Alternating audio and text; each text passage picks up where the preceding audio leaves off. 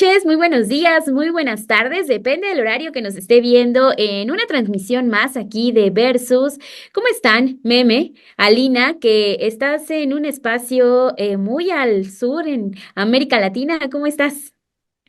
Pues mira, mirando hacia el sur, estando en el sur. Así que bueno, desde tierras bolivarianas, por acá les saludo desde Venezuela y a la próxima nos vemos ahí en el estudio. Desde Venezuela del Norte les mandamos un saludo a Venezuela del Sur. Sí, Venezuela del Norte, saludos a Venezuela del Sur. Oli, Hola, hola, me encanta esa comunicación. sí, entre ¿Qué haces? Venezuelas. ¿Qué haces en Venezuela del Norte, Alina? No, oye, Alina Esta está es en la del Venezuela del sur, Sur. Ah, es la del Venezuela del sur, Sur. Meme es la del Sí, norte, sí, andamos Meme es la del marcados. norte, muy al El norte norte. nunca olvida. ¿Qué haces en De Venezuela del Sur, cómplice. Pues Alina? mira, por acá vine a cubrir unas reuniones que hubo hace 20 años. Surge la idea de crear un espacio que es el ALBA, la Alianza Bolivariana de los Pueblos, tratado comercial entre los pueblos. Entonces, bueno, hubo un 20 aniversario ya de esa idea de cómo colaborar regionalmente.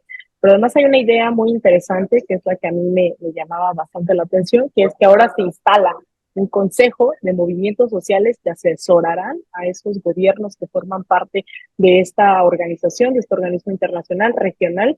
Entonces es algo que no se había visto en ninguna parte, que haya, ¿sabes?, el movimiento de trabajadores sin tierra en Brasil, incluso estuvo gente de la CENTE, ¿no?, de la Coordinación Nacional de Trabajadores de la Educación, de la coordinadora, que estuvieron por acá. O sea, hubo un montón de movimientos de países, no solamente de estos que generalmente son sudamericanos y caribeños. México no forma parte de este espacio, pero hubo movimientos también de México, ¿no? De formación política, medios de comunicación independientes. Entonces, pues en esa andábamos y además, tema que no es menor, la elección de jueces de paz, que también ya ahí ahondaré en otra ocasión, porque me parece fundamental. Son elecciones cada cierto tiempo por estas tierras y ahora también jueces de paz, que son una suerte de intermediarios dentro de sus comunidades, dentro de las comunas y pues todo muy interesante. Así que andaremos en esto también estos días. Pues ya platicaremos sobre eso porque hay mucho que aprender por la elección judicial que viene para 2025, pero hay otro tema que vamos a tocar en este versus del martes 17 de diciembre. Las cosas no dejan de moverse dentro de Morena, como bien decías hace un momento, los movimientos que hay allá en Venezuela del Sur, Alina, pues también acá los movimientos no han dejado de parar con Adán Augusto, López Hernández y Ricardo Monreal, que los vemos con esta fotografía. Vamos a ver y ya platicaremos más adelante si esto ya terminó, este pleito, si van a seguir las denuncias, quiénes están detrás de la investigación. En verdad, la solución es ya nada más una fotografía y que ahí quedó el asunto. Así que quédese aquí en este versus, deje su me gusta, deje sus comentarios, estamos muy atentas a todo lo que nos esté comentando y comparta que ya arrancamos con el versus de este día.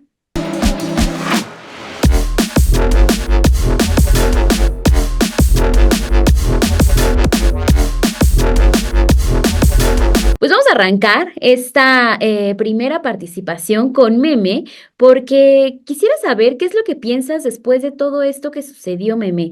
Vimos ya esta fotografía que parece ser que así van a ser ahora las soluciones a los problemas, con una imagen en donde se ve a Ricardo Monreal y a Dan Augusto López Hernández sentados junto con Rosa Isela Rodríguez, la secretaria de Gobernación, diciendo que no va a haber un periodo extraordinario, que eso también fue parte de lo que señala la presidenta Claudia Sheinbaum, y atrás quedaron todas estas denuncias de corrupción. Entonces, ¿qué fue lo que sucedió y cómo viste este desenlace de la disputa entre ambos líderes morenistas, Meme? Yo no diría que quizás es una nueva manera, creo que es la manera tradicional en la política y eso es lo realmente lamentable, porque estamos viendo que si realmente hubiera sido una genuina preocupación del senador Adán Augusto de darse cuenta que habría probables actos de corrupción.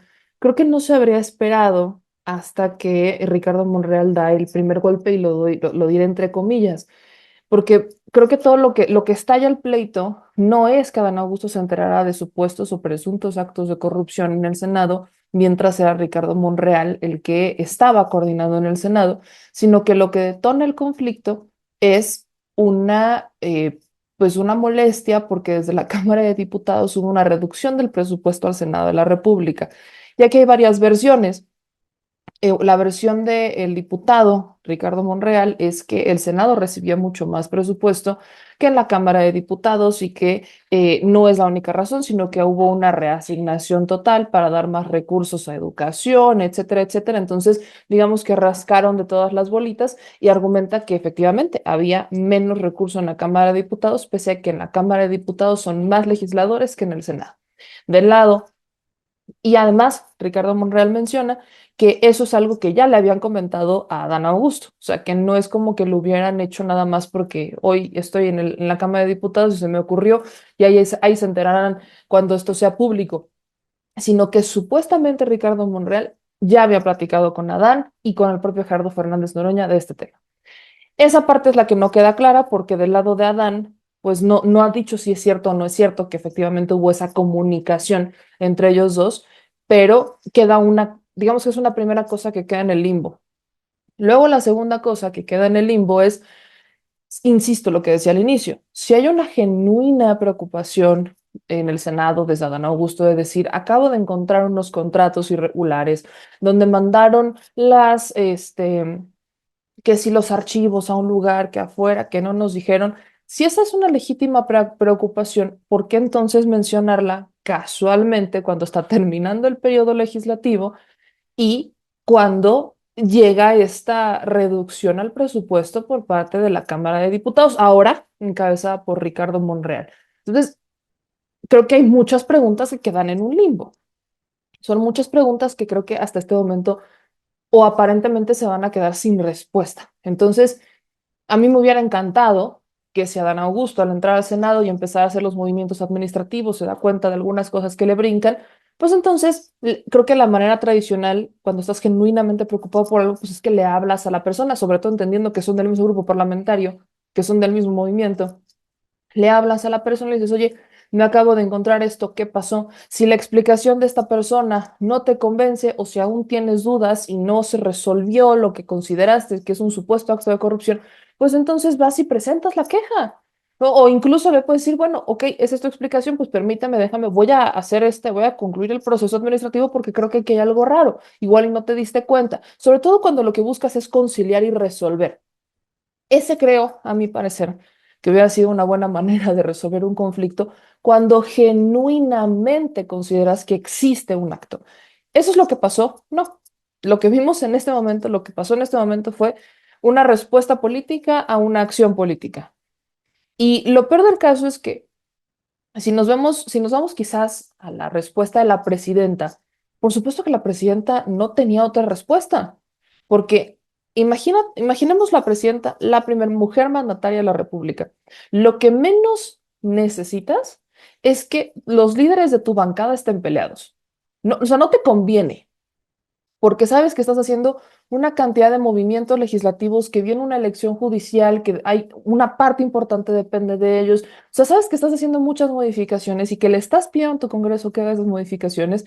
Y lo peor que puede pasarte es que teniendo las mayorías, sobre todo en la Cámara de Diputados, una mayoría calificada de origen, y luego en el Senado que se construyó, no te conviene que estos dos estén peleados, porque sabes de origen que no solamente estás abriéndole la puerta a que los intereses creados que han estado financiando a la oposición se filtren por ahí, sino que estás dando pie a una ruptura en un movimiento cuyo segundo piso apenas está empezando. Insisto, además es una falta de respeto institucionalmente hablándolo a la primer mujer presidenta. O sea, o sea, si lo vemos desde este punto de vista, es como estas luchas de poder de decir, no importa lo que haga la presidenta, yo voy por mi camino, yo me voy a quejar por lo que yo considero que es injusto, ajá, pero si se supone que el segundo piso de la transformación es una consolidación por y para los ciudadanos, cuando estamos haciendo historia con la primera mujer presidenta de México, por supuesto que volteas y dices, bueno, o sea, ¿qué les está pasando a ustedes dos? Pero cuando volteas a ver quiénes son estos dos, tampoco te extraña. Ricardo Monreal eternamente ha estado abriendo estos fuegos. Resulta muy interesante que en su discurso dice que él sí se va a alinear con lo que pida la presidenta y que no le va a dar más juego al tema porque no tiene mayor importancia o que no tiene mayor relevancia, que eso no quiere decir que no se investigue, que él no tiene mayor problema. Pero lo que a mí más me interesa de esta parte es cuando menciona el propio Ricardo Monreal que no está bien hacer facciones al interior del partido. Disculpa, si se nos olvidó lo que hizo desde 2021. Él creó su propia facción en el partido. O sea, él fue el que lo hizo. Y podrá decir que es fundador y repetirlo hasta el cansancio, pero la tarjeta como si fuera tazo dorado de ser fundador, la neta es que ya no te funciona. Porque así como hemos visto fundadores que han hecho cosas muy buenas, también hemos visto fundadores que se han subido en su ladrillo y que pues serán muy fundadores, pero ya parece que se les olvidaron los principios del movimiento partido que fundaron. Entonces, resulta interesante cuando volteas a ver, y es Ricardo Monreal precisamente el que te dice que está mal eso de andar haciendo facciones. Quisiera pensar que lo dice por la experiencia de lo que ya vivió, que no solamente lo vivió en Morena, lo ha vivido en el pasado. Cuando Ricardo Monreal no consigue algún cargo, amenaza con irse hasta 3, 4 veces. Ya se lo había hecho Andrés Manuel cuando fue por la jefatura de gobierno en el periodo del 2018. Se lo vuelve a hacer cuando quería estar en la interna, que porque el presidente no lo mencionaba. O sea, fue algo que provocó una separación entre el expresidente Andrés Manuel López Obrador y Ricardo Monreal por años, siendo Ricardo Monreal coordinador de los senadores en el gobierno de Andrés Manuel. Entonces, que hoy venga y diga, es que las facciones están mal, bueno, creo que espero que hable desde esta voz de la experiencia, ¿no? Y luego volteas a ver a una Ana Augusto y por supuesto que vienen todas estas preguntas porque entonces dices, bueno, estamos preocupados por estos supuestos actos de corrupción en el Senado. Claro que sí, yo quiero que lleguen hasta las últimas consecuencias. Ustedes abrieron esa ventana, ustedes decidieron hacer esto público, pues ahora asuman las consecuencias de hacerlo, de buscar que la vía pública fuera la manera en la que resuelven conflictos políticos internos, además. Digo, por y para los ciudadanos, por y para los medios de comunicación, qué bueno que la vida pública sea cada vez más pública. Pero si van a abrir estos fuegos, si van a hacer lo que hicieron, sin llegar hasta las últimas consecuencias, no esperen que las y los ciudadanos les aplaudamos, no esperen que las y los ciudadanos estemos así como de, bueno, qué bueno que ya se dejaron de pelear, vamos a lo que sigue. No, no, no. Abrieron una puerta que para la cuarta transformación es una puerta que no se debe de abrir a menos que la vayas a resolver, que es la de corrupción. La bandera de la cuarta transformación es transformar la vida política y pública del país, erradicar la corrupción, y eso es algo que requiere de muchas voluntades. Si ustedes, en este caso Dan Augusto, decidió abrir esa puerta, decidió abrir esa ventana, si él decidió que iba a hablar sobre supuestas irregularidades y actos de corrupción, ahora vas y presentas la queja ante la Auditoría Superior de la Federación, ahora vas y terminas el proceso. Ahora vas y lo haces, porque hoy la ciudadanía que forma parte de esta cuarta transformación, estén a favor o en contra del proyecto, está mucho más informada, está mucho más participativa. Vivimos en una sociedad que está politizada y en una sociedad que no forma parte de este sistema parroquial en donde nos quedamos callados, ni tampoco formamos un sistema de súbditos en donde conocemos las cosas pero no queremos participar. No, no, no. Estamos hablando de un sistema meramente participativo que se está aún transformando más y hay aún mayor transformación y mayor participación. Entonces, no se arriesguen a hacer lo que están haciendo si no están dispuestos a rendirle cuentas a la gente, que ahí retomo lo que dijo la presidenta en la mañanera. Ustedes, legisladoras, no solamente diputados, sino también senadores, su chamba, su lealtad no es con otro diputado, no es con otro senador, es con la gente que nos votó. Entonces, aquí eso de las facciones, aquí eso de los grupos políticos, por supuesto que siguen existiendo, no se han erradicado. Y aunque en Morena no sean públicos como partido político, y aunque intenten apagar los fuegos, a todas luces sabemos que está la facción monrealista, que está la facción adanista, que está la facción ebradista, que están los claudistas, o sea, lo vemos, y que están los obradoristas. Y los obradoristas y los claudistas ahorita hacen fusión. Sabemos que ahí están. Y veamos cómo reaccionaron en la Cámara de Diputados, prácticamente todas las diputadas y diputados respaldando a Ricardo Monreal. Yo me pregunto, ¿de verdad todas y todos están de acuerdo en ese desplegado? Y luego el propio Ricardo Monreal diciendo que está acostumbrado a este tipo de embates en su contra, pero ahora desde su propio partido. Entonces, ¿esto no fue por un supuesto acto de corrupción? Por supuesto que no fue, pero abrieron esa ventana y hoy les toca llegar hasta las últimas consecuencias, porque no nos vamos a conformar con una fotito con la secretaria de Gobernación, donde aparentemente todo está bien, pero esa foto en verdad es un ejemplo de los memes de excelente ambiente laboral. La cara de ambos es de el excelente ambiente laboral o como cuando tu jefa o tu jefe te obligan a ir a la posada con tu supervisora que no te cae bien. O sea, es la fotografía que está evidenciando que no hay nada resuelto y que esto va a volver a pasar. Pero insisto en lo que decía al principio. Es una falta de respeto al momento histórico que estamos viendo en México. Es una falta de respeto a la presidenta de México, pero lo más grave es que es una falta de respeto a las y los ciudadanos que votamos porque hagan su trabajo, no para que resuelvan sus diferencias políticas con berrinches mediáticos y hablando sobre actos de corrupción a los que no están dispuestos a resolver o aclarar. Y eso es lo que creo que no podemos permitir. Hay varios puntos, Meme, que ya comienzas a tocar en esta primera parte de esta transmisión, este programa que les estamos transmitiendo de Versus, en donde a mí me gustaría abonar ciertos puntos que has tocado y lo voy a dividir por actos, ¿no? Como si esto fuera una obra de teatro, porque parece ser que así lo vamos viendo, ¿no? O sea, cómo empieza un clímax y un desenlace, que la verdad son de ese tipo de desenlaces que tú le puedes dar la interpretación que más te acomode a ti, ¿no? Cuando ves que en una obra de teatro, alguna obra literaria o en alguna una pieza de cine, tú también puedes abonarle a ese final con tu perspectiva. Y tiene que ver con los puntos que has tocado, porque, a ver, paso uno, acto uno. ¿Qué es lo que sucede? Vemos a un Adán Augusto López Hernández mencionando en tribuna, que eso también hay que decirlo, lo hace en la tribuna de la Cámara de Senadores, denunciando supuestos actos de corrupción, porque dice que él comienza a ver qué es lo que está pasando con este proceso de reducción del presupuesto que van a tener en la Cámara de Senadores y para esclarecer justamente esos gastos, lo que él hace es meterse a indagar. Obviamente no lo haces de un día para otro, esto ya tiene un trabajo también por detrás y lo que vemos ahí creo que también nos habla mucho de todos los años que pudo haber estado ahí Ricardo Monreal tratando de hacer negocios y tratando de fingir que sí estaba trabajando a favor, ¿no? De la Cámara de Senadores. Eso es un primer acto, la denuncia que hace. Segundo acto, viene Ricardo Monreal y lo que menciona es, no, no, no, a ver, ahí nunca ha habido ningún problema. Monreal responde incluso diciendo, si hay denuncias, preséntenlas ante los que sea necesario, ante las autoridades necesarias, porque se trata únicamente de infundios y falsedades, lo que ustedes están tratando de mencionar aquí en estas declaraciones que surgen el pasado viernes en la tarde y así es como despertamos también el sábado con toda esta bomba de qué es lo que está pasando.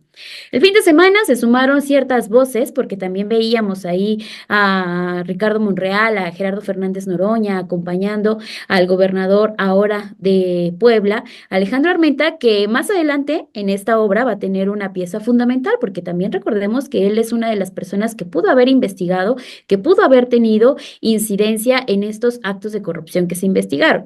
Pero vamos aquí como en el desenlace, qué es lo que está pasando en esta obra, pues también vemos que queda una pregunta muy clara. A ver, en el Senado de la República, Ricardo Monreal pudo haber hecho, sí, estos actos, pero no nada más se descubrieron por Adán Augusto López Hernández, a quien, sin embargo, sale el tema de la investigación que hace nuestra compañera, la periodista Daniela Barragán, a quien le mandamos muchos saludos desde aquí, desde Versus, porque ahí también se habla de la compra que el Senado de la República hace a los libros de Monreal y cómo se los compra, a qué precio le compra este libro de Errar es humano, rectificar es política, que también estuvieron ahí apoyadas estas compras por firmas falsas. Esto también es un acto que se tuvo que haber denunciado en su momento y no sucedió y por eso decía en esta obra Alejandro Armenta tiene un papel muy importante porque él pudo haber seguido con estas investigaciones. No lo realiza, no lo hace, lo dejaron pasar, apelaron al olvido y parece que eso es lo que está sucediendo, ¿no?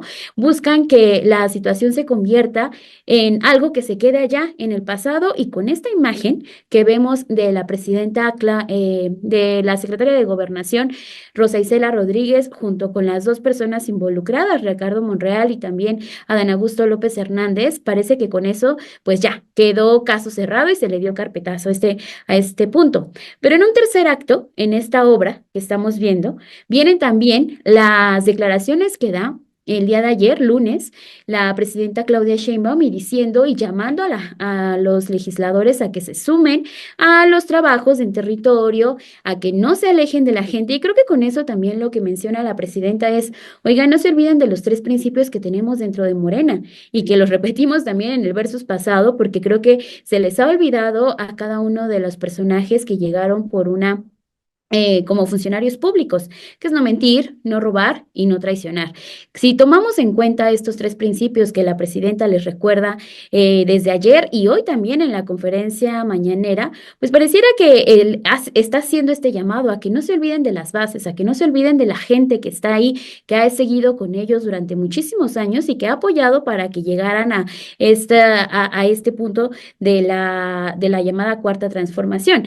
Estamos viendo toda esta obra y con lo cual termina y llegamos al punto final, que es la imagen que presentan en redes sociales, tanto Ricardo Monreal, no la presenta Adán Augusto López Hernández, no me parece que sea un personaje que también esté muy activo a través de Twitter, pero no la comparte él, sí la comparte Monreal, sí la comparte también Rosa Isela Rodríguez y hoy por la mañana la presidenta Claudia Sheinbaum dice, con eso se termina el caso, ya ven, les dije, iba a haber un diálogo, se iban a apaciguar las aguas y únicamente son los medios de comunicación que están exaltando todo este tema. Nosotros somos un medio de comunicación y creo que desde aquí también lo que hemos estado haciendo es señalar cuáles son estos actos en los cuales hay contradicciones, en los cuales hay momentos que no coinciden con lo que está dando el discurso de la narrativa de la cuarta transformación con los actos. Sí, acabas de mencionar algo importante, Meme. Si hay denuncias, entonces que se presenten ante la Auditoría Superior de la Federación. De acuerdo con lo que dijo Adán Augusto López Hernández, se presentaron estas denuncias el pasado viernes, pero también veamos quién es el auditor que está detrás de todo esto. Es David Colmenares, una persona que está muy allegada a Ricardo Monreal y que es un personaje que, de acuerdo con lo que dijo también aquí hace unos meses, la auditora bueno, en ese entonces la auditora todavía de la Auditoría Superior de la Federación, la auditora forense Munadora Buchaín, Colmenares es un personaje que se blinda en la impunidad y en la corrupción para hacer omiso en sus labores como responsable de la auditoría. Una situación que le ha costado, de acuerdo con declaraciones que dio en una entrevista a los periodistas, le ha costado al país y a la actual administración casos como el de Segalmex, que también estamos hablando de actos de corrupción ahí, una vez más hablando sobre este tema, y que pudo haberse evitado con buenas prácticas. Eso fue lo que planteó la auditora forense, quien descubrió en el sexenio pasado el esquema de desvío conocido como la estafa maestra. O sea, estamos hablando de un personaje, de David Colmenares, que es muy allegado a Ricardo Monreal. Estamos hablando de otro personaje, Armenta, que son muy allegados a Ricardo Monreal y que no vamos a ver quizás que prosperen estas investigaciones, que prosperen estas denuncias. La gran pregunta es esa, entonces, ¿se van a investigar todos estos actos de denuncia? ¿Qué va a pasar con todos estos temas que encontró, denuncias que encuentra, contratos que encuentra Adán Augusto López Hernández? Y también qué va a pasar con una explicación de los libros de Ricardo Monreal, porque esa es la gran duda de muchas que hay en este tema de corrupción. No sé cómo lo veas tú, Alina, nos gustaría escuchar parte de lo que piensas. Bueno, a mí este tema me parece fundamental, ¿no? Porque creo que de fondo se trata en realidad del proyecto que se está construyendo. No se trata de dos personajes menores, se trata de personajes que incluso contendieron a la presidencia por parte del Movimiento Regeneración Nacional y que ahora lo que estamos viendo es acusaciones serias y graves uno del otro, lo cual nos llevaría a pensar, creo yo, en cómo se procede ante este tipo de cosas. Creo que no basta con que una Rosa Isela se siente, ¿no?, en medio como para poner calma, sino del proyecto que se está queriendo construir. Y ahí me regreso 2 pasos, porque recordemos que la cuarta transformación se asumió como una suerte de frente amplio, en donde si bien estatutariamente se define como de izquierda y antineoliberal, pues también ha permitido en los últimos meses la incorporación de perfiles que no necesariamente podríamos definir como de izquierda y antineoliberales. Sumado a eso, ahora vemos un pleito entre estos dos personajes que, pues a mí me parece, la pregunta es, ¿qué procede? O sea, ¿qué se hace cuando uno está acusando de corrupción, de mal manejo de cuentas? El otro le responde, y son de los perfiles que incluso buscaban representar, insisto, el Movimiento de Regeneración Nacional. Así que las posturas que hemos visto, claro, esto ha servido, como lo decía la presidenta Claudia Sheinbaum, pues casi que pues, material, ¿no? Bastante redituable para ciertos medios de comunicación, para ciertos sectores, que obviamente magnifican, pero que también ponen sobre la mesa algo que se ha venido diciendo. ¿Por qué personajes como Monreal, qué están aportando, qué decisiones está tomando y cuál es el rumbo, ¿no?, de este proceso?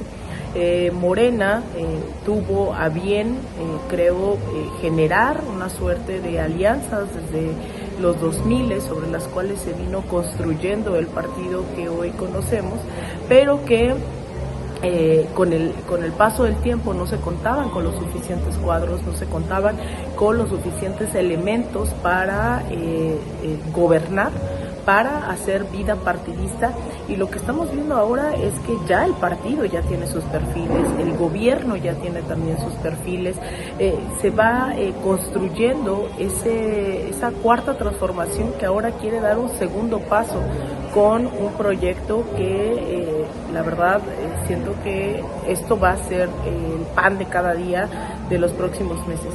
¿Cómo definir a esos perfiles que se puedan incorporar, que puedan sumar, pero además que puedan tomar decisiones, que sean esos roles, esos claves, ¿no?, del movimiento, del partido, del gobierno, esos pilares? ¿Quiénes van a ser?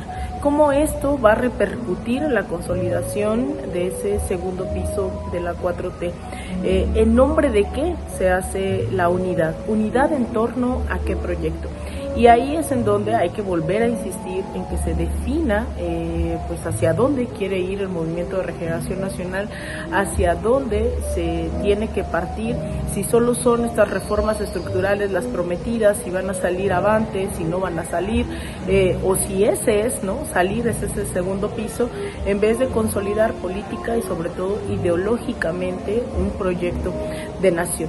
Entonces, pues creo que vuelven a salir las preguntas de quién es Monreal, qué le debe la 4T, por qué tiene estos cargos de toma de decisión más allá, ¿no?, como de los acuerdos que se tomaron en su momento post elecciones presidenciales, post definición de la candidatura de quién iba a representar al movimiento en la presidencia de la República, quién es un perfil también como Adán Augusto, ¿no?, que previo a ser secretario de gobierno, muy poco visible, había estado también en la 4T. Entonces, bueno, eso lo dejo para un segundo momento, pero sí me parece importante pues empezar diciendo que hay que seguir definiendo hacia dónde se va a construir, con qué personajes, rumbo a qué proyecto, más allá de un pleito que creo que es, si bien entre dos individuos pues principales de la cuarta transformación, pues creo que se trata también de una disputa hasta dónde se puede señalar o no de corrupción y hasta dónde se puede hacer algo. Sí, creo que deja algo sobre la mesa muy importante, ¿no? ¿Quién es Ricardo Monreal? ¿Cuál es este personaje? Porque hay, pareciera, varias críticas que se han hecho, hay varios momentos en que se le ha señalado. Hace un momento ya decías tú, Meme, ¿quién es este personaje? ¿Qué más datos hay sobre él para entender el daño que quizás le puede seguir haciendo a la llamada cuarta transformación? Ricardo Monreal es un personaje, es un político pragmático, es un político estadístico también, pero sobre todo, o sea, es un político que creo que lo que ha marcado el quién es Ricardo Monreal es la capacidad que tiene Monreal de negociar y conciliar. De inicio eso no tendría nada de malo, al contrario, son atributos que buscamos en las políticas y políticos porque justo necesitas conciliar, sentarte, platicar, negociar, dialogar, buscar encuentros, llegar al punto medio, etcétera. Pero lo que hemos visto en un Ricardo Monreal, y no es el único político que hace esto, es que todo lo alinean a su proyecto político. Para Ricardo Monreal no hay nada más importante que Ricardo Monreal y el proyecto político de Ricardo Monreal. Entonces, si hay cosas que no se alineen a ese proyecto político de Ricardo Monreal o a los intereses que hoy, valga la redundancia, le interesan o le importan a Ricardo Monreal, simplemente no forman parte del proyecto. Hay un personaje que a mí me preocupa un poco más que no es Ricardo Monreal, es Pedro Aces. Pedro Aces me preocupa un poco más que Ricardo Monreal, porque Ricardo Monreal todavía tiene, vaya, límites, quizás límites muy cuestionables o muy blandos, muy flexibles, muy diversos. Pero Pedro Aces no. Pedro Aces tiene una agenda que va completamente en contra de la cuarta transformación. Y de a bote pronto uno diría, igual y eso no está mal, pero está en Morena. ¿Por qué no está en el PRI? ¿Por qué no está en el PAN? O sea, ¿por qué Pedro Aces no está en un partido donde realmente sus intereses estén alineados a su proyecto de vida, a su historia y demás?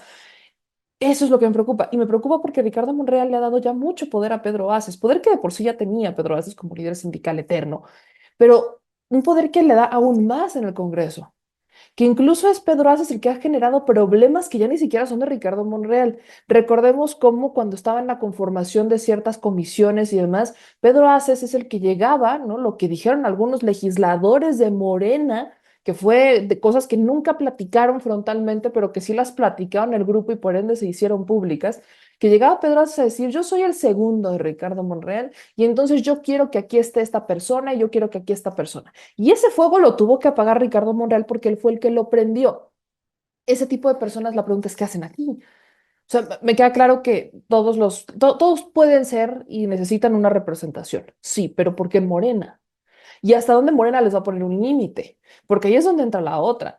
En este momento son funcionarios, son legisladoras, son legisladores, pero hay un partido y ese partido hoy está encabezado por tres personas y tres personas muy jóvenes que tienen que ponerle un freno a estas personas, tienen que marcarles los límites, porque no es suficiente con una carta, no es suficiente con un decálogo, no es suficiente con eso. Sabemos que lo van a firmar y, chido, ya me voy. Sabemos que eso es lo que hacen.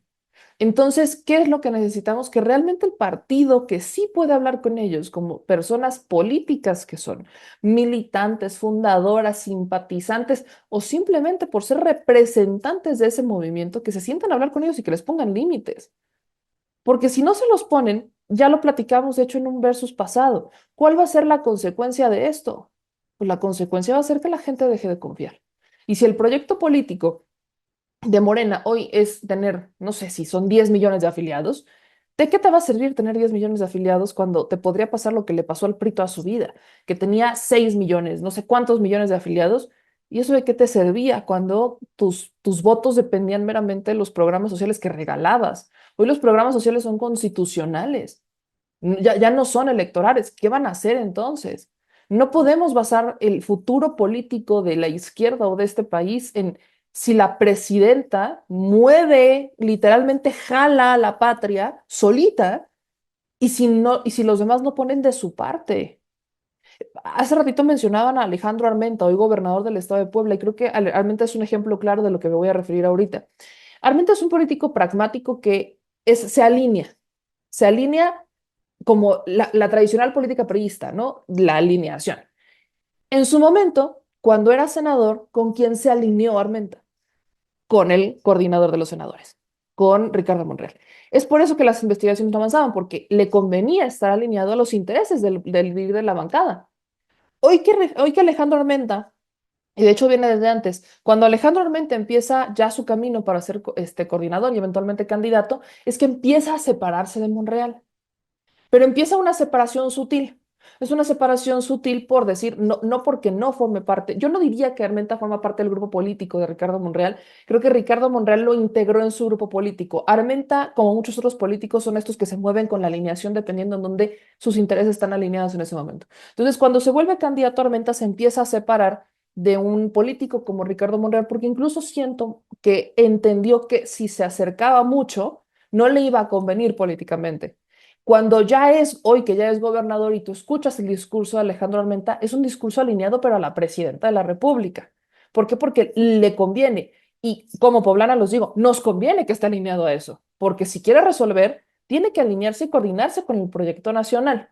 Entonces, ese tipo de políticos, como es el caso de Armenta, se van alineando dependiendo de dónde esté el interés.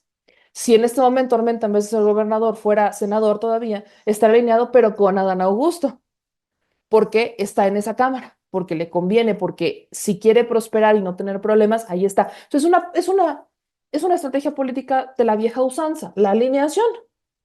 ¿Qué es lo que estamos viendo, por ejemplo, en la Cámara de Diputados ahorita con Ricardo Monreal? Los diputados se están alineando. ¿Por qué? Porque saben que si no se alinean con Ricardo y en este caso con Pedro Aces, no van a tener espacios para poder hablar en tribuna en la Cámara de Diputados, porque hay que también decirlo, la Cámara de Diputados ha estado controlada por los cadeneros. Y en la pasada legislatura fueron unos y hoy son otros. Y si les caes bien o si eventualmente formas parte del círculo, entonces vas a poder subir a tribuna y hablar. Y si no, no. Entonces, ¿de qué se trata esto? Por eso es que yo celebro que la vida pública sea cada vez más pública, que estos casos salgan. Pero ellos como políticos, y me refiero todavía en particular al caso de Ricardo Monreal, de Pedro Aces, incluso de Alejandro Armenta y del propio Adán Augusto y demás, son políticos que tienen años haciendo política. Les llamaríamos viejos lobos de mar. Saben lo que pasa. Y además están en un movimiento que se forjó también en la transformación y evolución digital y que ellos mismos han abogado por la politización del pueblo. Creo que no les debería de extrañar que hoy estemos haciendo estos cuestionamientos, que no son cuestionamientos de ruptura. Insisto, yo entiendo perfecto la postura de la presidenta. Lo que menos necesita ella como líder del país es que se abran estas grietas, es que estas divisiones existan, porque eso quiere decir, si estas divisiones existen y se hacen evidentes y no se solucionan, eso quiere decir que el proyecto no es estable. Y siendo la primera mujer presidenta del país, eso es algo que no puede pasar. Pero si tienes estos dos personajes, no esperes que solamente con una foto se vaya a resolver, sino que aquí es una alerta de a ver quién da el siguiente golpe, porque va a volver a pasar, porque queda claro que la foto no soluciona absolutamente nada. Y creo que hay muy buenos elementos. Ahora sí, por ejemplo, la secretaria de Gobernación Rosa Isela, si Rosa Isela hizo que los militares se le cuadraran a tal punto que le llaman jefa, que para el mundo militar decirle a alguien jefa es reconocerle la autoridad, es como le dicen a las mamás de los otros, de sus compañeros cuando le dicen jefas. El que a Rosa Isela le dijeran jefa para mí es una señal de que Rosa Isela tiene, no es endeble, no tiene una mano ligerita. Pues este es el momento de ver a la jefa, o sea, a la secretaria de Gobernación en este caso, a la que los militares le dijeron jefa, ver a la secretaria de Gobernación resolver el problema de manera profunda. Y como ya sabemos que hubo acusaciones de corrupción, pues sí queremos que eso se investigue.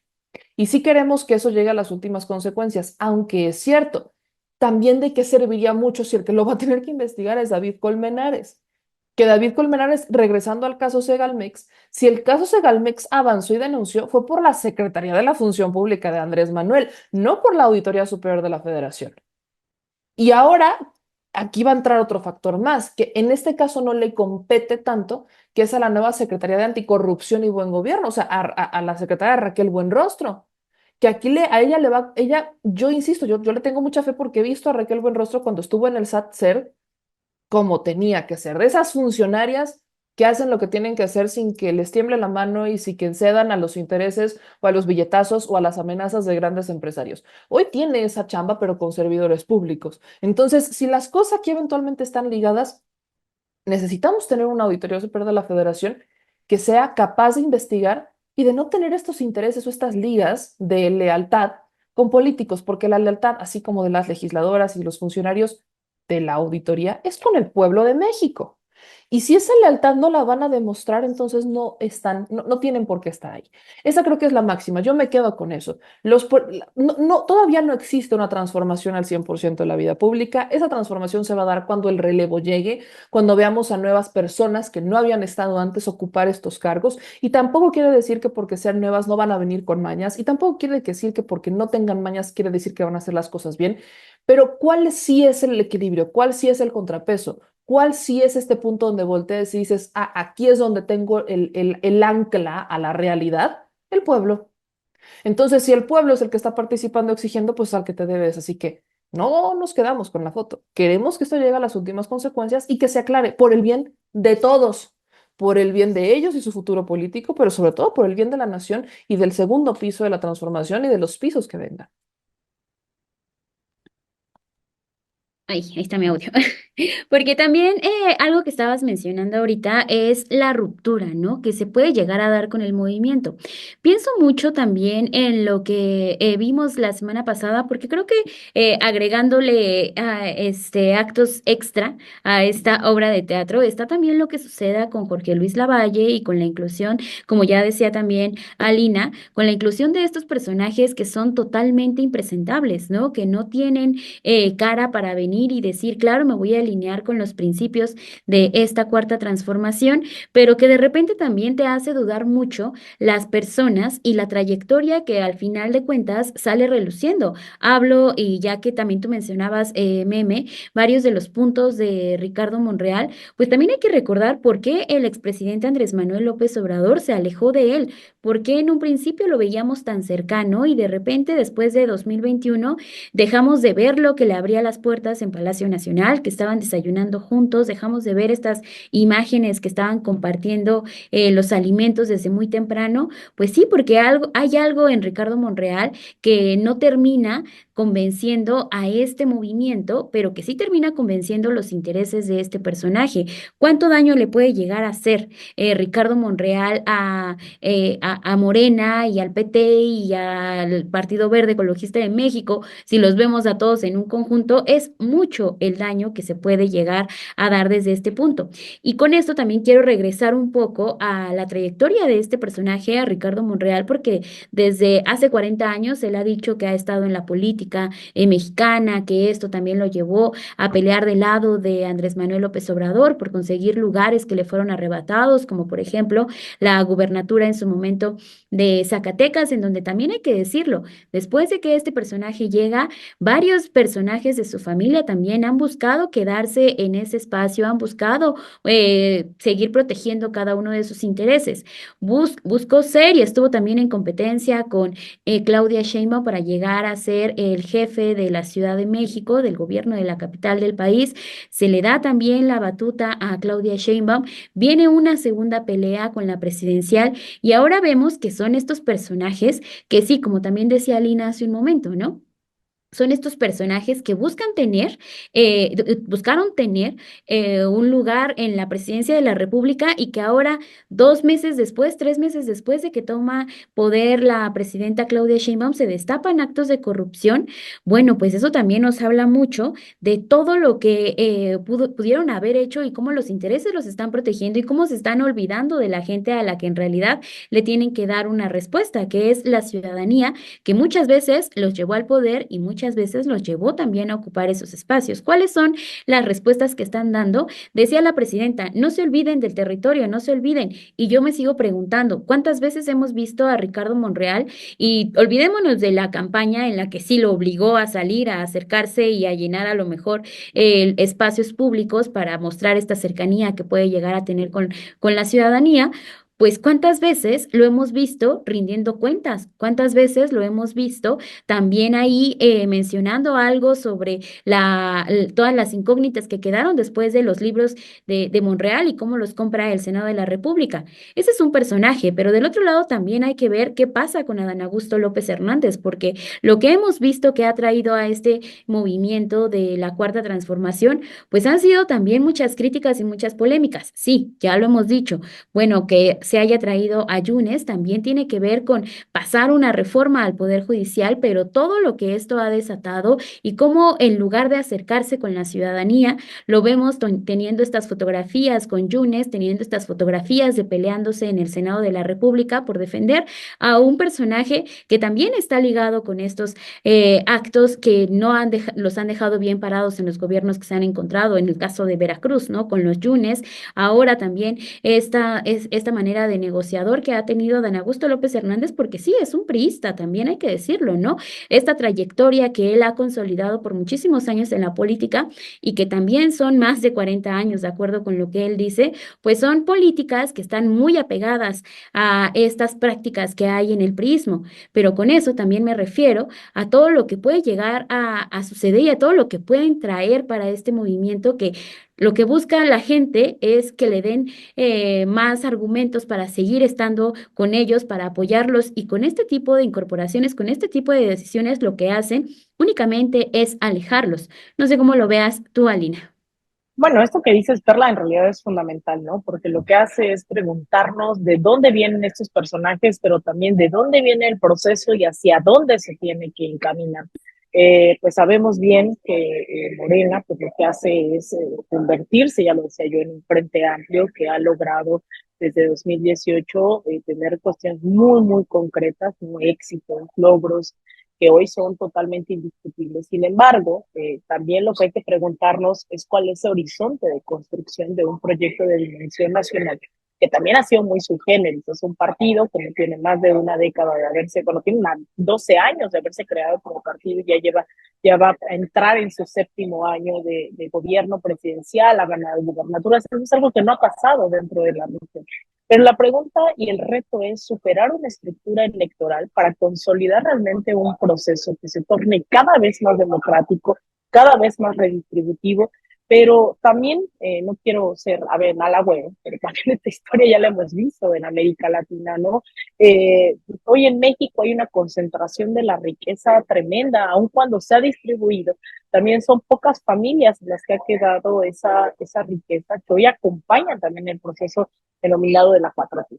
Y cuando realmente no se trastocan esas estructuras pues de poderes fácticos, lo que vemos es que tienen cada vez más incidencia y se le arrebata la potestad a la ciudadanía, al pueblo, a la clase trabajadora para decidir su futuro. Y tocan con pared, que eso han sido muchos de estos denominados gobiernos progresistas en América Latina, que al no anclar su proceso en una formación política, en una base, ¿no?, de construcción ideológica sobre las mayorías, sobre los simpatizantes, eso termina diluyéndose. Entonces, si a alguien le dices, mira, aquí hay programas sociales en Morena y aquí también en el PAN, y no hay esa formación, hay una indiferencia y hay, digamos, una suerte de pues voto por quien mejor me convenga. Y también ahora, sumados estos perfiles, cuando tienes a alguien como Monreal, que tienes a alguien, ¿no?, que se están peleando como Adán Augusto, que tienes estos pleitos internos, a la par que sumas a la Valle, a la par que sumas, empieza a dilucidarse ese horizonte sobre el cual se dijo que Morena se iba a construir. Eso no significa que haya bajado la guardia alguien como Claudia Sheinbaum, ¿no? Yo creo que ha sido muy enfática en las decisiones que ha tomado, ha tratado de poner bastante orden ahí en la casa, pero también Morena ha decidido alejar la figura presidencial de la dirigencia partidista, y eso un poco contrapone, porque por más que la presidenta se pronuncie sobre ciertos temas, no incide o pareciera ahora no incidir directamente en el partido, o más bien ese es el reto de ver si eso va a incidir. Entonces, yo creo que ahí México hoy tiene, con esta aprobación que no se mira en ninguna otra parte de la región, para empezar, ni siquiera ya hay progresismos, creo, gobernando, salvo en Honduras, salvo, ¿no?, gobiernos que están muy contra la pared, como Lula. Lo que sí estamos viendo es que van a terminar topando con pared si no se reforma estructuralmente de fondo tanto la vía partidista como la vía gubernamental. Así que ahí tendrá que haber mucha más claridad ideológica, no solo de algunos personajes, de algunos sectores, sino que incluso parte de los procesos de comunicación permitan ahondar en ese horizonte que se quiere construir. ¿Qué significa esa 4T? ¿Qué significa el segundo piso? ¿Qué significa más democracia, más de todo, ¿no? Entonces, yo creo que tenemos bastantes retos también como periodistas, como quienes simpatizan, quienes militan en el proyecto, de hacer pues que se les rinda cuentas, pero que también se transforme la praxis para no terminar como en la región con golpes de Estado, con traiciones internas, ¿no? O sea, ese cuento ya me lo he visto un par de veces, así que o se profundiza o queda como una anécdota y un episodio en la historia de México. Bueno, y ya vamos a la parte final de este versus, que creo que a muchos de nosotros, pues sí, nos indigna, nos saca como todo ese recuerdo que veíamos con las prácticas priistas, incluso con estas negociaciones también que llegaron a tener para pasar ciertas reformas, ciertas, pues sí, negociaciones, ¿no? Que son muy al estilo del PRI. Ya con todo esto y con una fotografía que nos hace pensar en que ya se terminó el problema. ¿Qué piensas al final de esto para el 2025, Meme? Porque es también interesante pensar en lo que va a pasar. Yo no creo que se termina el problema, digo, aparentemente sí, porque suben una foto, pero el problema ahí está. Y si ese problema no se soluciona de raíz, entonces vamos a volver a tener ese tipo de escenarios en el futuro, no solamente en 2025, sino también 2026 y 2027, entendiendo que en 2027 es cuando renovamos a los legisladores y pues ya no hay reelección hasta donde yo tengo entendido en los legisladores. Entonces, pues ya no tendríamos a un Ricardo Monreal ni a un Pedro Aces en un segundo periodo. Entonces, creo que lo que veo hacia adelante es eso.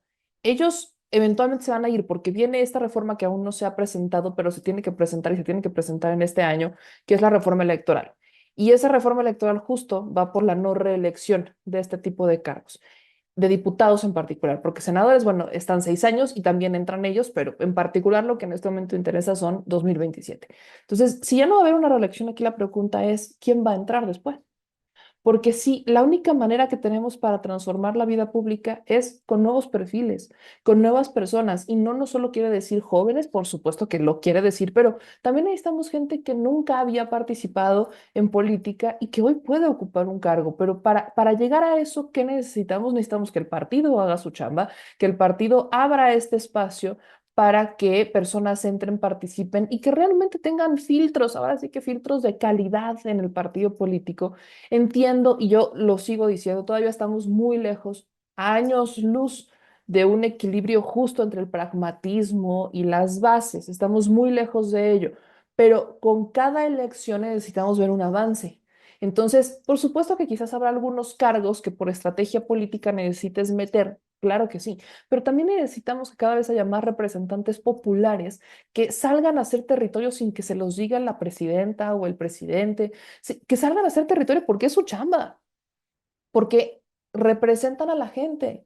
Y por mucho que se les ha considerado a los legisladores como los soldados del poder ejecutivo o del partido o de su líder político, pues también son soldados de la ciudadanía, porque si en este caso trasladamos que si son soldados del presidente o presidenta, pues si el presidente o presidenta es el soldado del pueblo, pues entonces creo que todos lo ligamos a todas y todos son los representantes populares y están haciendo una batalla por y para la ciudadanía. Entonces, la lealtad, por supuesto que es con el proyecto, claro que sí, pero ese proyecto es popular, exactamente en la misma medida es la lealtad con la ciudadanía. Entonces, necesitamos que ese relevo exista y no es solo con que haya militantes que estén en la lista y que digan, bueno, como yo estoy en el número 5 ya me toca a mí pasar. No, hay que hacer comunidad, hay que salir a las calles y hay que recordar que si hay gente que quiera ser representante popular, necesita tener un pueblo que se sienta representado por él o ella, porque parte de la transición a la política para sacar estos perfiles y meter nuevos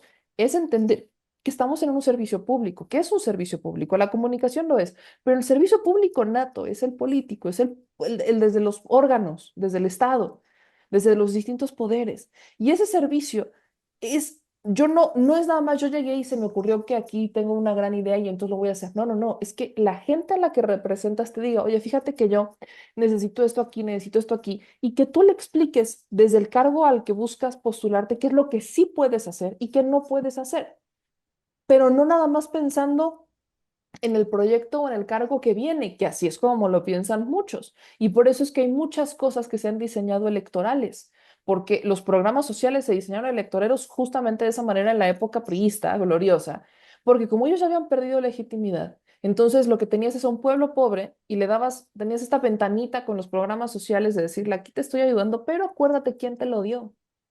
Esos eran los programas sociales del PRI, los que hoy tanto presumen. Los programas sociales de hoy son derechos, están en la Constitución, no te los pueden quitar, no dependen de un poder político, dependen del Estado. Entonces, cuando quitas eso de la ecuación, aquí la verdadera pregunta es, ¿tú qué me ofreces a mí como ciudadano? Porque el Estado me está garantizando derechos, porque el Estado me está garantizando que voy a tener esta herramienta, es un derecho. Tú político, ¿a mí en qué me beneficias? Tú política, ¿a mí en qué me beneficias? Y ahí es en donde entramos al verdadero servicio público. Cuando existe ok, yo a ti te sirvo por esto y esto, dime tú qué necesitas y yo puedo hacer esto. Necesitamos esos perfiles, porque los que hoy tenemos son perfiles que se han alineado, que están en la política, que no han cambiado su visión, pero sí han cambiado sus discursos. Y el discurso no les va a durar mucho y El decir que son fundadores no les va a durar mucho, así como Movimiento Ciudadano ya no le dura el tazo dorado de Patricia Mercado. Cada que quieren hablar de un tema feminista o cada que quieren legitimarse, sacan a Patricia Mercado como el tazo o la super tarjeta. Ya no les funciona. Esos discursos se agotan cuando no tienes los hechos. Ahora sí que aplica la de hechos, no palabras.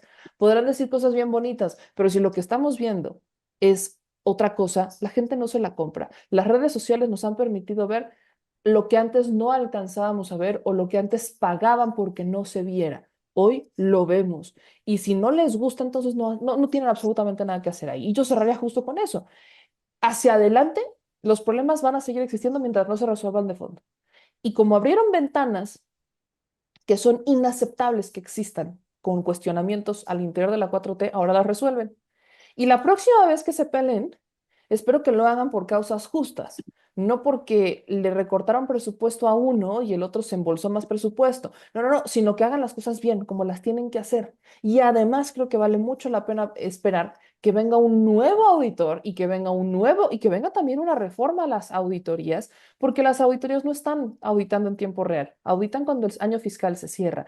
Y esas buenas prácticas de las que ha hablado mucho Munadora Buchaín son justamente esas, que los auditores tienen que prever lo que puede pasar cuando están revisando cómo se ha estado moviendo el dinero, porque estás viendo cómo se mueve el dinero y estás trazando una ruta de aquí hay una vulnerabilidad, esto puede pasar. Y si a eso le sumas buenas prácticas que podamos meter desde la transparencia real y efectiva, puedes prevenir actos de corrupción, puedes identificar a servidores públicos corruptos o comprometidos antes incluso de que cometan un daño. Para llegar a ese punto, necesitas una estructura, un sistema de estructura muy profundo que no dependa de un interés político o que no le tenga lealtad a un político, como en este caso David Colmenares a Ricardo Monreal. Entonces, no estamos contentos que, o sea, entiendo, insisto, entiendo lo que quiere hacer la presidenta y por supuesto que lo tiene que hacer porque no puede permitir que existan grietas en la transformación. Pero no es solo una chamba de la presidenta, es una chamba del partido, es una chamba, sobre todo del partido, es una chamba también de los legisladores y de estos dos personajes en particular y los que vengan, de entender que la vida pública es más pública y que si abren una ventana la tienen que cerrar, que tienen que Ujú. investigar, porque las sospechas de corrupción no pueden permitirse, ya no solo en gobiernos de 4T, sobre todo con ellos. Entonces, que cada quien haga su parte, creo que esa es la exigencia y también hacia las ciudadanas y ciudadanos, también nos toca a nosotros hacer esta parte. Sí, porque ya llegando casi al final de esto, pensamos que no te íbamos a recuperar, Alina, después de que te nos perdiste un ratito, pero qué bueno que llegaste a este cierre otra vez. Recordemos que Alina anda en tierras venezolanas, pero también hablábamos sobre qué va a pasar para el 2025, ¿no? O sea, también pensar en cómo fortalecer este movimiento y ya con lo que nos has comentado también a lo largo de este programa. ¿Qué piensas sobre este futuro también, ya viéndolo y también ya nos decías, ¿no? O sea, cómo pensar en estos movimientos a largo plazo. Bueno, pues definitivamente creo que ahí está el horizonte y los debates que se tienen que dar, ¿no? O sea, no es suficiente ni un buen gobierno ni lo que ya se avanzó. Ahí yo la apuesto directamente a esos procesos formativos, primero a hacer conciencia de que lo que hoy tenemos, volver a insistir en que es un piso mínimo. Lo que hoy se logró con los programas sociales, lo que se ha logrado con este llamado buen gobierno, ¿no? Porque yo creo que los datos ahí están, pues menos 10 millones de personas que han salido de la pobreza, la disminución del homicidio, del feminicidio. Es decir, todo este tipo de cosas que ya están pasando hoy en México, pues lo que vemos es hacia dónde se tiene que dirigir y eso pasa por realmente cambiar las estructuras políticas, económicas, ideológicas, pero sobre todo, más que solo pensarlo e indignarnos, ¿no? La acción concreta en torno a lo que se tiene que hacer.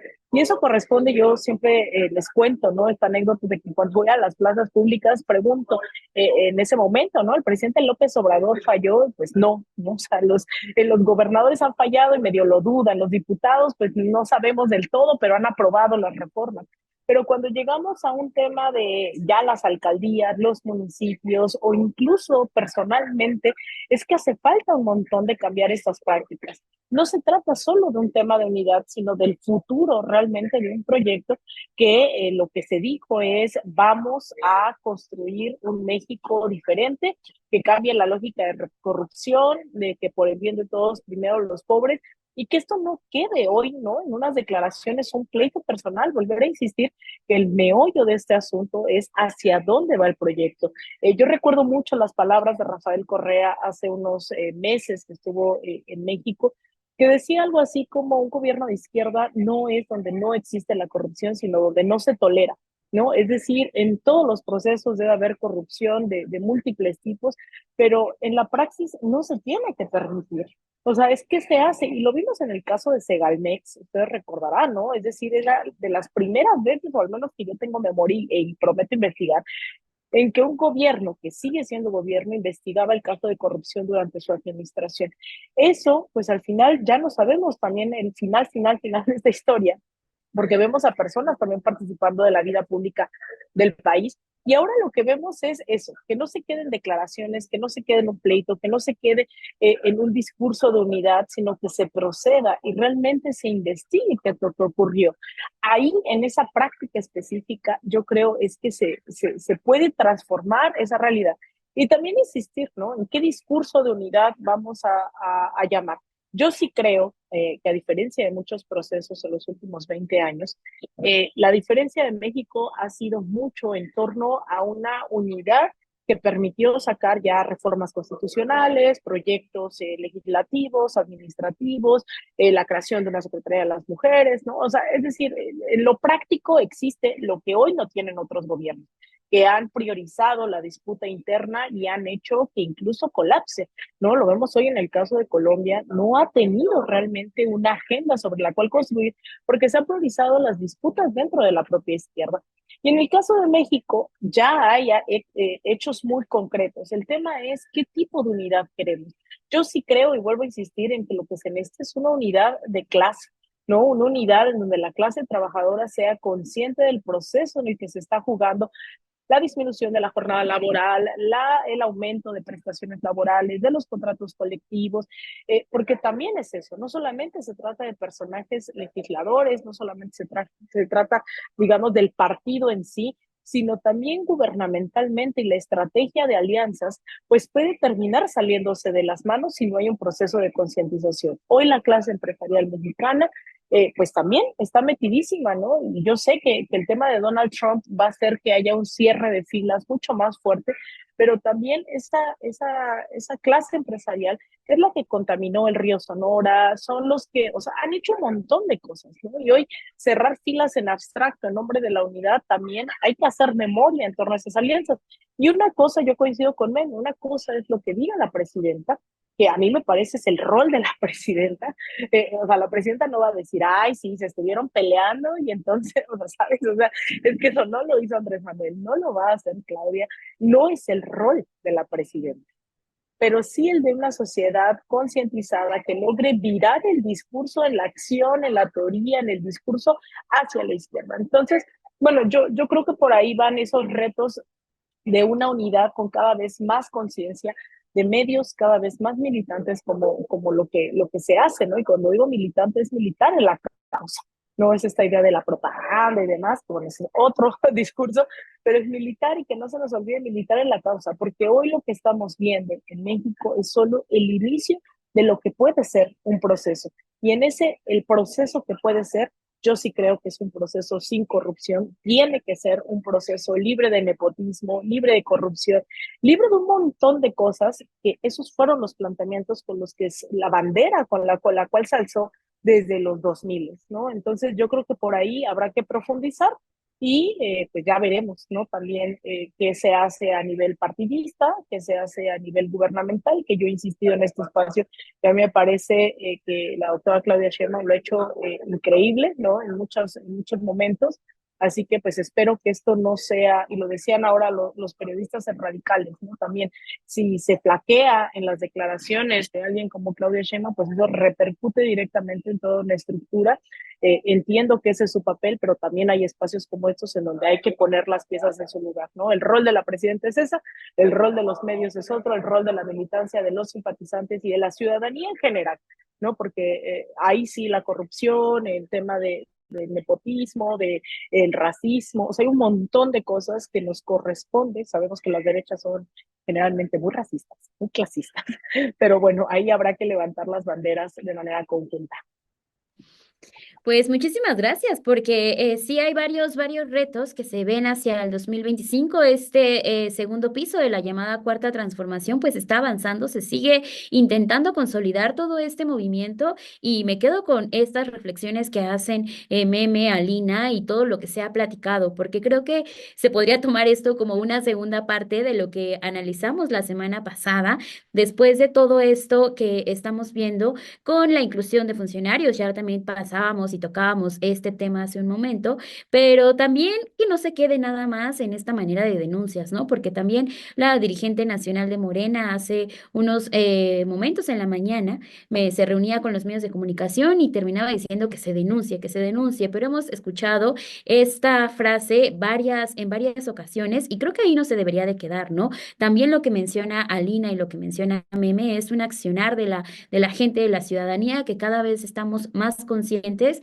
y que de la indignación pasemos a una acción, porque eso también es lo que ha mantenido los cambios en nuestro país y las resistencias, que muchas veces se nos olvida también cómo surge Morena, cómo surge todo esto movimiento con la intención, y su nombre lo dice, ¿no? O sea, se está moviendo, sigue en vida, sigue no nada más estancado. Entonces, esperemos que así continúen estas diferencias, claro que se pueden dar, pero que haya una solución y hay una gran puerta abierta para que se castiguen cada uno de estos temas y que no se permita la corrupción en nuestro país.